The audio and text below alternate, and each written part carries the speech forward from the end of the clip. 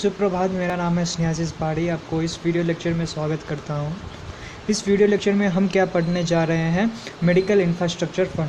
ये medical infrastructure fund किससे बोलते हैं और इसका ड्यू इम्पोर्टेंस क्या होता है और इसमें कौन कौन सा इम्प्लीमेंटेशन हुआ है गवर्नमेंट ऑफ इंडिया की तरफ से। ठीक है, मार्केट फॉर इंफ्रास्ट्रक्चर फंड और MFI, मार्केट और एग्रीकल्चरल मार्केट इंफ्रास्ट्रक्चर फंड, इसमें से कौन सा ऑप्शन राइट नहीं है। ठीक है, इसमें से कौन सा ऑप्शन करेक्ट नहीं है। अगर देखें तो the committee of economic affair approve the creation of this fund with initial corpus of 2000 crores, which is absolutely right answer. ठीक है, ये कैबिनेट ऑफ इकोनॉमिक अफेयर्स जो कि हैज़ अप्रूव, इकोनॉमिक अफेयर जो कि अप्रूव किया है इन मार्केट फॉर AMIF जो कि 2000 करोड़, वो मार्केट के एग्रीकल्चर मार्केट इंफ्रास्ट्रक्चर फंड में आएगा। Second number, this fund is managed by national bank for agriculture and rural development. Absolutely correct. So rural agriculture is practiced mostly on rural areas. So National Bank has approved for that. अगर तीसरा देखें तो this fund gives subsidized loan to farmers to develop market infrastructure, which is not the right option because farmers to develop marketing infrastructure, if farmers ही marketing infrastructure develop करेंगे तो फिर subsidies means agriculture activities कौन या फिर primary activities कौन implementation करेगा। इसीलिए the right option is it is the wrong option.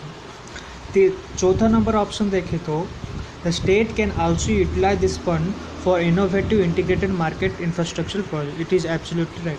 क्यों राइट है वो सारा इसमें आपको एक्सप्लेनेशन भी दिया है कि the cabinet committee on economic affairs has given approval, जो कि इकोनॉमिक अफेयर्स है गिवन अप्रूवल, जो कि 2000 कोर्स का अप्रूवल दिया गया है। Under NABARD for development and upgradation of agriculture market infrastructure in ग्रामीण agricultural market and regulatory wholesale market, which is been approved by National Bank for Agriculture and Rural Development, which is also right option. अगर तीसरा number देखें तो subsidise loan means वो AMIF will provide state and union territories government subsidiary loan for the proposal of developing market infrastructure in 585 agricultural product। ठीक है, जो कि agricultural product community में जाएगा, ना कि AMIF में। ठीक है, जो कि 10,000 ग्रामीण एग्रीकल्चर मार्केट स्पॉन्सर किए थे। तो रॉन्ग ऑप्शन है subsidise loan to the farmers to develop marketing infrastructure. ठीक है, समझ आ गया। विथ एक्सप्लेनेशन का आपको इसमें प्रोविज़न मिलेगा। ठीक है,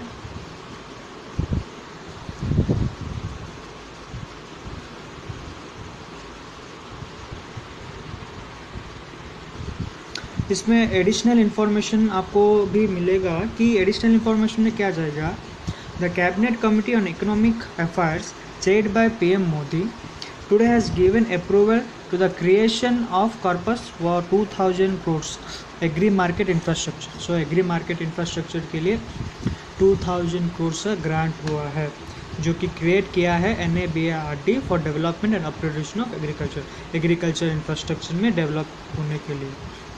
उसके बाद AI agriculture marketing fund infrastructure fund will provide state and union territory subsidies loan for their proposal for developing market infrastructure in 585 agriculture product market community. ठीक है, ये भी वेरी इंपॉर्टेंट है। ठीक है, समझ आ गया मार्केटिंग इंफ्रास्ट्रक्चर क्या है, उसमें से कौन कौन सा इंपॉर्टेंट पॉइंट है। स्वागत करता हूँ मेरा वीडियो लेक्चर में आपको। मैं आपका स्नेहासिस पहाड़ी। इस वीडियो में हम पढ़ने जा रहे हैं पॉलिटिकल हिस्ट्री, जो कि दीवानी राइट्स और ईस्ट इंडिया कंपनी, जो कि दीवानी राइट्स ग्रांटेड किया गया है, उसमें से कौन सा ऑप्शन अप्रोप्रिएट ऑप्शन है in the form of prelims MCQ। अगर देखें तो which of the following is the most appropriate और is a power guaranteed by Diwani right to British East India company. इसमें से कौन सा ऑप्शन राइट है और करेक्ट है। Leaving traffic administrative of civil justice in collection of land revenue. So appropriate option है living traffics and collection of land revenue is the most appropriate answer for the above question. क्यों है वो हम इस video में discuss करेंगे। इसमें से आप एक्सप्लेनेशन भी देख सकते हो। एक्सप्लेनेशन में क्या दिया है, दीवानी मीन्स एडमिनिस्ट्रेशन, ठीक है, Diwani means administration. So correct option is 1 and 3। Nizamat means civil administration, Nizamat means civil administration. So administration of civil justice falls under this, ठीक है। So which is not the correct option. अगर देखें तो एडिशनल इन्फॉर्मेशन में हमको क्या मिलेगा, Diwani provision revenue administration system under Mughals and early mechanism of the establishment of company rule in Bengal. So कब से मुगल शासक हुए थे तब से एडमिनिस्ट्रेशन चालू हो गया था in Bengal in the form of East India company. So had a 2 main branches. इसका 2 मेन ब्रांचेस क्या है, निजमत जो कि civil administration and Diwani administration. Broadly speaking Nizamat means civil administration, Diwani means revenue administration. एक है सिविल एडमिनिस्ट्रेशन, दूसरा है revenue administration. Very very important topic है निजमत एंड दीवानी। उसके बाद subedar is the charge of Nizamat, जो कि निजमत का चार्ज में रहता है उसको क्या बोलते हैं, सूबेदार, ठीक है। दीवानी वो चार्ज इन रेवेन्यू एडमिनिस्ट्रेशन, जो कि दीवानी रेवेन्यू एडमिनिस्ट्रेशन का पालन करता है या फिर रिकॉर्ड्स रखता है, उसको दीवानी भी बोलते हैं। To ensure check and balance in the suba administration the Mughal emperors used to appoint 2 की ऑफिसर्स, ठीक है, 2 की ऑफिसर्स को ग्रांट करते थे। Normally appointed responsible to the empire, ठीक है, ये रेस्पॉन्सिबल जो कि एम्पायर के लिए है। The outcome of the conflict between Subedar Ajmal Shah and Diwani Fakir Khan over the issue of maintaining revenue, the center directly by the Diwani demonstrated and automatically on the institution of Diwani during the time of Great Mughals. So Mughals के time में ही उनका पालन start हो गया था, जो कि granted किए थे under the administration of Mughal empires. They are having Nizamat and Diwani. So Buxar जो कि बैटल ऑफ बक्सर हुआ था तब से ही उसका इम्प्लीमेंटेशन चालू हो गया था। धन्यवाद। सुप्रभात दोस्तों, आशा करता हूँ कि मेरा सारा वीडियो आप देख चुके हैं, लेकिन हम इस वीडियो में आरबीआई के बारे में थोड़ा कुछ जान लेंगे और उनका मैनेजमेंट कैसे होता है, डिविडेंड डिस्ट्रीब्यूशन कैसे होता है, ब्रांच एक्सपांसन कैसे होता है और मैनेजमेंट कंप्लीशन कैसे होता है, और बेस्ड अपन द सिचुएशन वो कैसे चेंज होता है, उनका पॉलिसी में कैसा इम्प्लीमेंटेशन होता है, वो सारा हम इस वीडियो में पढ़ेंगे, ठीक है। नाउ क्वेश्चन क्या है, in which of the following situation RBI can place restriction, मतलब रोक, on dividend distribution, branch expansion and management completion. So which of the following situation, इनमें से कौन सा सिचुएशन में आरबीआई रिस्ट्रिक्शन डाल सकता है। पहला है scheduled bank borrowing more than lending, नहीं है। दूसरा है scheduled bank failing to maintain CRR, current recruiting balance, और कैन से SLR। उसके बाद scheduled bank fails to address NPA crisis, scheduled bank emerges merging with another scheduled bank. इसमें से कौन सा ऑप्शन राइट है। सो अगर देखें तो रिस्ट्रिक्शन इसमें से डाल सकता है only on scheduled bank failing to address NPA crisis में ही ये डाल सकता है रोक। क्यों, वो हम इस एडिशनल इंफॉर्मेशन में पढ़ेंगे। पहला है to ensure the bank do not goes to bust due to NPA or RBI has put the place some ticket point to assist, monitor, control and to take collective action on bank which are weak, trouble. The process or mechanism under which such action are taken is known as promote corrective action या फिर PCA भी बोला जाता है। Due to some of the control measures, वही correct option है जो कि मैकेनिज्म या फिर प्रोसेसेस को ऑथेंटिकेट करने में योगदान देता है। सो रिस्ट्रिक्शन किस में डाल सकता है, PCA में डाल सकता है। एडिशनल इन्फॉर्मेशन आपको मिल जाएगा इधर। प्रमोट कलेक्टिव एक्शन क्या है, what is promote collective action. इसमें क्या है, to ensure the bank to not go bust, इसका मतलब है बैंक का रोक नहीं होना चाहिए। RBI has put the place some trigger point to assess monitor, जो कि हम डिस्कस कर चुके हैं, ठीक है, जो कि PCA का मेन मैकेनिज्म है। द प्रोसेस और mechanism under which such actions are taken known as promote collective action और PCA प्रमोट कलेक्टिव एक्शन, ठीक है। उसके बाद क्या पढ़ेंगे, too big to fail. Too big to fail क्या है, due to adverse impact of the economy medium size and large bank are rarely closed, ठीक है। मैं आपको पंजाब नेशनल बैंक भी बोल सकता हूँ, मीन्स जो बैंक कॉरपोरेट बैंक, मीन्स जो बैंक जो कि गवर्नमेंट और RBI के अंडर आता है, वो अब मर्ज हो चुका है। 20 जब इलेक्शन हो चुका था, दूसरे बार BJP का शासन चल रहा था, तब फाइनेंस मिनिस्टर निर्मला सीतारमण ने क्या किया, जो छोटे बैंक होते हैं उनको मर्ज करके एक बैंक बना दिया, ताकि उनका affordability as well as economicality as well as the cost rate भी घट जाएगा, ताकि एम्प्लॉयमेंट का।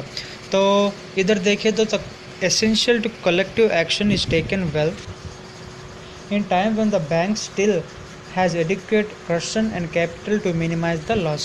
यही है बिग टू स्मॉल, बिग और टू फेल। बिग कंपनी और बिग बैंक्स भी फेल हो सकता है।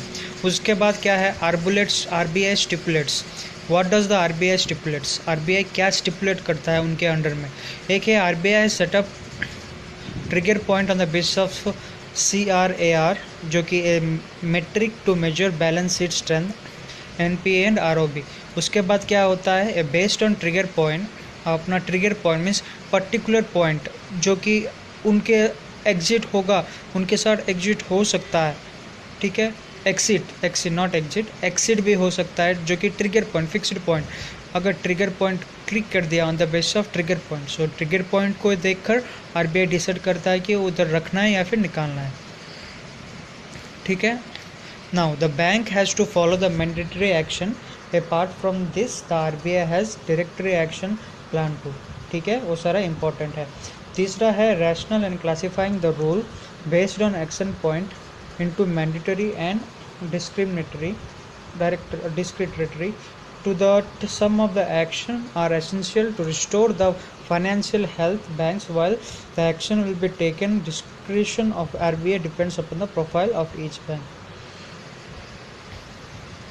इसका मतलब यही है कि mandatory actions will be taken unless and until if the bank is not been under stipulated और under haven't reach the trigger point. अगर रीच नहीं हो पाएगा तो मैंडेटरी एक्शन भी ले सकता है, जो कि health benefits, financial health benefits भी एसेंशियल टू रिस्टोर, ओके, ठीक है। उससे क्या होता है, financial health is much more important in each and every bank sector, वही इसमें दिया गया है, जो कि स्टिपुलेटेड ऑफ RBI, ठीक है। समझ आ गया, धन्यवाद।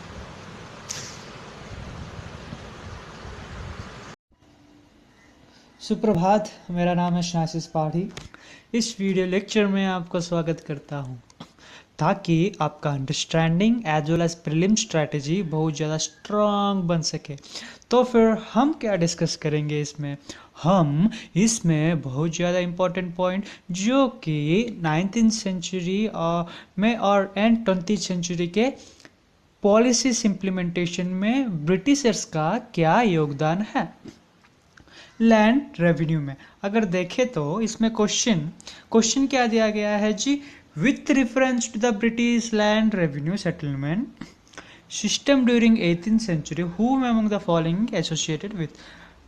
लैंड रेवेन्यू सेटलमेंट में इसमें से कौन सा higher authority is involve, means involve हुए हैं और एसोसिएट हुए हैं। If we discuss about which of the following, means in implementation of land revenue settlement, which of the following persons have been involved। अगर देखें तो इसमें करेक्ट ऑप्शन क्या है, थर्ड नंबर ऑप्शन, जो कि John Shore, James Grant and Warren Hasting, governor general of India. इन तीनों के अंडर में ब्रिटिश लैंड रेवेन्यू सेटलमेंट का इम्प्लीमेंटेशन हुआ है और इन एसोसिएशन विथ उनका लैंड रेवेन्यू सिस्टम का इम्प्लीमेंटेशन का लागू हुआ है। अगर देखें तो एडिशनल इंफॉर्मेशन और एक्सप्लेनेशन के साथ अगर देखें तो जॉन सोर प्लान द परमानेंट सेटलमेंट और which is correct. So it is John Shore क्या है, permanent settlement of land revenue he has been granted. वो क्या करे हैं, permanent settlement of land revenue grant किए हैं। उसके बाद मैक्रोस्ट्रेन has associated with land revenue settlement, so it is not the right option. ये क्या है, associated with land revenue settlement was not associated, इसका मतलब है वो एसोसिएटेड नहीं है इसमें से। अगर grand James is noted in Bengal history for his famous search or research into the land renature system. So James किस लिए फेमस हुए, जेम्स ग्रांट वो लैंड रीनेचर सिस्टम के लिए फेमस हुए ताकि वो लैंड रेवेन्यू सेटलमेंट में इम्प्लीमेंटेशन दे सके। ठीक है, इसमें एडिशनल इंफॉर्मेशन आपको ये मिलेगा कि 19th और 18th सेंचुरी में लैंड रेवेन्यू रीनेचर सिस्टम में कौन सा राइट्स प्रोविजन हुआ था, कौन सा राइट में इम्प्लीमेंटेशन हुआ था कंपनी की तरफ से, वो सारा हम एडिशनल इंफॉर्मेशन में पढ़ेंगे। अगर पहला नंबर पॉइंट देखें तो पहला नंबर पॉइंट यही सिग्निफाई कर रहा है कि द बंगाल और James noted in Bengal history for his famous research in land revenue renature system and financial account as they stood immediately before the acquisition of Diwani by the East India Company 1965।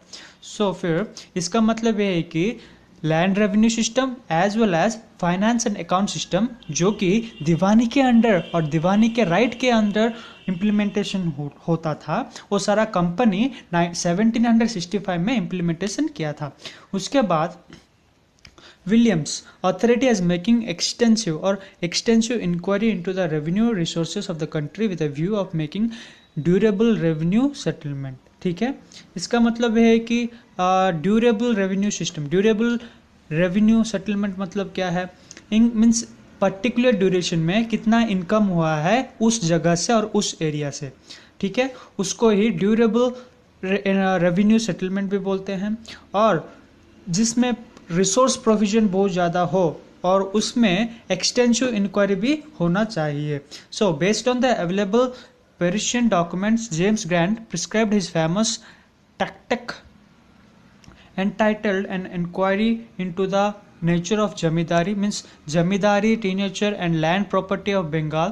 वो सारा उनका पेरिशियन documents में लिखा था कि 1791 में कि उनका इम्प्लीमेंटेशन कैसे होता है, उनका रिकॉर्ड्स मेंटेनेंस कैसे होता है और उनका way of governance in the form of Diwani as well as हम पढ़ चुके हैं Diwani rights and civil administration, revenue administration के बारे में, वो सारा इसमें ग्रांटेड हुआ है जो जेम्स ने किया है। उसके बाद देखें तो the board of revenue and the recognised revenue specialist however challenge grant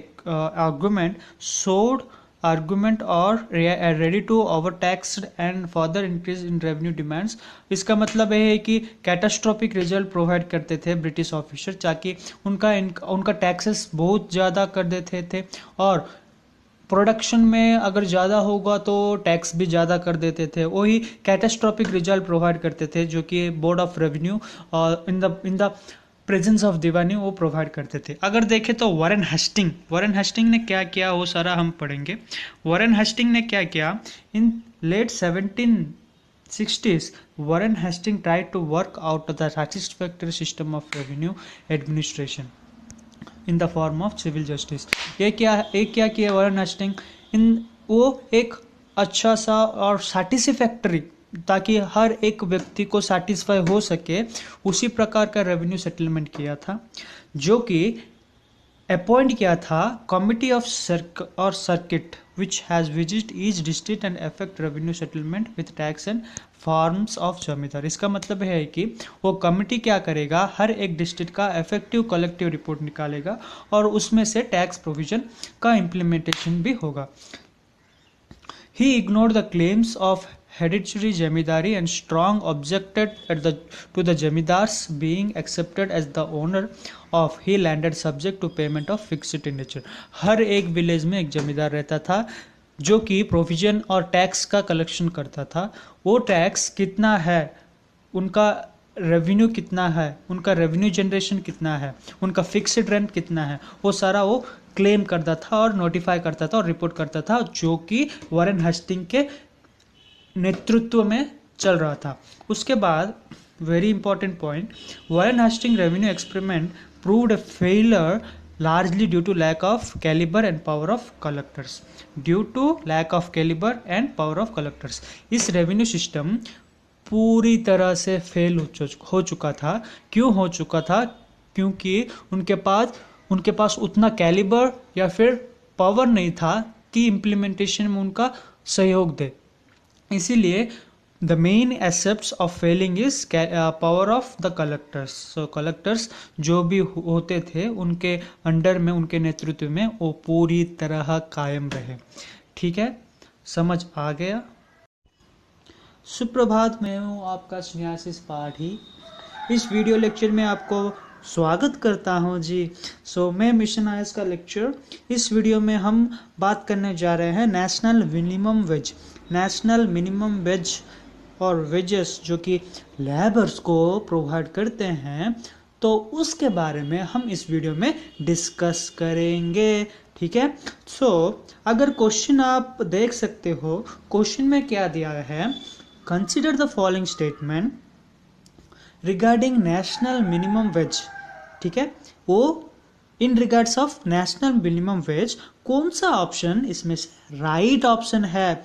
अगर देखें तो पहला number option, the term minimum wage is mentioned in the article 43 of the Indian constitution. ये ठीक है या फिर गलत है, वो हम बाद में एक्सप्लेनेशन प्रोवाइड करूंगा। उसके बाद minimum wage is determined by both central and state government. क्योंकि सेंट्रल गवर्नमेंट जब प्रोविजन करेगा मिनिमम वेज का, स्टेट में उसका इम्प्लीमेंटेशन होने के लिए कुछ टाइम लगेगा। कौन सा टाइम लगेगा वो सारा स्टेट गवर्नमेंट डिसाइड करेगा, और कितना वेज देगा मीन्स प्रोविजन देगा वो भी सेंट्रल नहीं स्टेट ही डिसाइड करेगा। इसीलिए minimum wage is determined by both central and state. ठीक है, आपको इसमें एक्सप्लेनेशन भी दे दूंगा ताकि आपका अंडरस्टैंडिंग बहुत ज़्यादा अच्छी तरह बन सके। अगर हम एक्ट के बारे में बात करें तो एक्ट उस आर्टिकल 43 में मेंशन ही नहीं है। उस आर्टिकल में क्या मेंशन है? To secure living wages to decent stand of life and social cultural opportunities to all workers, ये मेंशन है। लेकिन minimum wage is defined only in minimum wage act में वो डिफाइन है, जो कि 1948 के अनुसार। उसके बाद India introduce the minimum wage act. India introduce minimum wage act in 1948 में वेज एक्ट लागू किया गया था, वेजेस एक्ट, जो कि सेंट्रल एंड स्टेट गवर्नमेंट के अंडर नेतृत्व में हुआ था। The act is legal, non binding but stationary. क्या है एक्ट? लीगल एक्ट है, नॉन बाइंडिंग है, बट ये स्टेशनरी एक्ट है। क्यों? वो सारा हम इस वीडियो में एडिशनल इंफॉर्मेशन के साथ पढ़ेंगे। एडिशनल इंफॉर्मेशन अगर देखें तो इसमें क्या दिया है, द न्यू और the above question is based on wage act 1948। Recently union cabinet has clear the new code of wage bill 2019। ठीक है, समझ आ गया? New code of wage bill जो कि 2019 में इम्प्लीमेंटेशन हुआ था। The proposed bill empowers the central to fix a stationary minimum wage, but this may differ from state to state. मैं पहले ही बोल चुका था। So wage act state wise dependent है, लेकिन सेंटर में वो फिक्स है। ठीक है, समझ आ गया? Certain propose of the bill, इस स्कीम्स फीचर्स इस बिल में क्या क्या है? अगर देखें तो स्कीम्स बिल्स इस बिल में, as per the bill minimum wage will be linked only to a factor such as skill set and geographical location. इसमें हम जोग्राफिकल लोकेशन का क्यों आधारित रखा है, क्योंकि availability of resources depend on geographical location, ठीक है। उसके बाद labour power, man power, will power, वो सारा स्किल सेट में डिपेंडेंट है। उसके बाद रेट ऑफ क्रॉस अराउंड 300, इसका मतलब ये है कि मिनिमम वेज रेट इज 300 के फिक्स रखे हैं। उसके बाद national floor level minimum wage to be set by central to revised every 5 years. So इस वेजेस का इम्प्लीमेंटेशन, फॉर्मेशन, वो सारा हर एक 5 ईयर्स में चेंज हो चुका होता था। So state will fix minimum wage for the region which cannot be lower than floor wage. So floor wage से कम नहीं होना चाहिए हर एक स्टेट में, ठीक है। समझ आ गया वेज इम्प्लीमेंटेशन क्या है, कब हुआ है, कौन सा आर्टिकल में लिखा गया है, कौन सा एक्ट में है, वो सारा हम पढ़ चुके हैं। हेलो दोस्तों, मेरा नाम है स्नेहाशीष पाठी। इस वीडियो में हम test series question number 8 discuss करेंगे, ठीक है। क्या डिस्कस करेंगे? क्वेश्चन नंबर 8, जो कि प्रधानमंत्री किसान सम्मान निधि, जो कि फार्मर्स के लिए, कृषक के लिए है, सिग्निफिकेंट करता है, उस बारे में जो भी क्वेश्चन आएगा, इसमें अगर इस वीडियो आप पूरी लास्ट तक देखोगे ना, तब आपको समझ में आ जाएगा, कोई भी क्वेश्चन इजीली सॉल्व कर पाओगे इस क्वेश्चन से। तो फिर हम चलते हैं हमारा पेन लेकर। क्या है? Consider the following statement about प्रधानमंत्री किसान सम्मान निधि और पीएम किसान। इसमें से कौन सा ऑप्शन राइट है? लैंडलॉर्ड्स और land holding farmers up to 2 acres shall be given benefit of 6,000 rupees per annum in installment। इसका मतलब है कि जो फार्मर, और जिस फार्मर के पास 2 एकर्स का लैंड है, अप टू 2 एकर्स का लैंड है, उसको एनुअली 6,000 रुपीज़ मिलना चाहिए। वही पहला नंबर ऑप्शन है। सेकेंड नंबर ऑप्शन है eligibility is determined by state and union territories. Eligibility मतलब क्या है? जिसका 2 एकर्स लैंड है और डॉक्यूमेंटेशन है, आधार कार्ड वेरिफिकेशन प्रूफ है, उसको एलिजिबिलिटी कहते हैं। It is a central sector scheme. ये तो पूरी तरह option 3 is fixed, means option 1 और ऑप्शन 2 में थोड़ा फर्क पड़ता है, लेकिन option 3 is fixed because the PM Kisan is totally central government authenticated. So अगर देखें तो ऑप्शन सी, जो कि 3 नंबर सी, जो कि 2 and 3 are both are right option, not 1। क्यों राइट नहीं है पहला नंबर, वो हम इस वीडियो में एक्सप्लेनेशन के साथ पढ़ेंगे, ठीक है। हाँ, वेलकम बैक। सो अगर देखें तो पीएम किसान और पीएम किसान जो कि प्रधानमंत्री द्वारा निर्मित है, वो उसमें क्या होता है, 6,000 रुपीज़ किसको मिलना चाहिए? जिसका 2 एकड़ से कम हो, नॉट मोर देन 2 और 2 hectares of cultivated land. So PM किसान जो कि प्रधानमंत्री द्वारा किसान जो कि फार्मर्स के लिए बेनिफिटेड पॉलिसी है, वो क्या करता है, जिसका 2 हेक्टेयर से कम है उसको ही 6,000 वाया डायरेक्ट बेनिफिट ट्रांसफर में मिलेगा। इससे और भी हमको ये पता चला कि 12 crore small and marginal farmers and has annual budgetary allocation. किसका मतलब यही है कि फार्मर्स के लिए एनुअल बजट और एलोकेशन कितना तक है? 75,000। वाह, 75,000 तक है। उसके बाद each small holder is entitled to receive the amount in a bank account in 3 tranches of rupees 2,000। इसका मतलब है कि होल ईयर में, इन 12 ईयर्स में, हर एक 3 फेजेस में उनको 2,000 के रूप में मिलेगा, टोटल 6,000, ठीक है, समझ आ गया। उसके बाद एडमिनिस्ट्रेटिव मैकेनिज्म इन्वॉल्व। इसमें कौन सा एडमिनिस्ट्रेटिव मैकेनिज्म इन्वॉल्व है? मतलब यही है कि 6,000 रुपीज़ पाने के लिए जो फार्मर्स 2 हेक्टेयर से कम है, उनके लिए Aadhaar card recruitment, fund distribution, land requirement. उसके बाद क्या है? ST SC quota for detailed more और एडवांस्ड मशीनरी और एडवांस्ड पे स्किल, जो कि फार्मर्स के लिए इंस्टॉलेशन है। प्रधानमंत्री पीएम किसान की तरह से। अगर देखें तो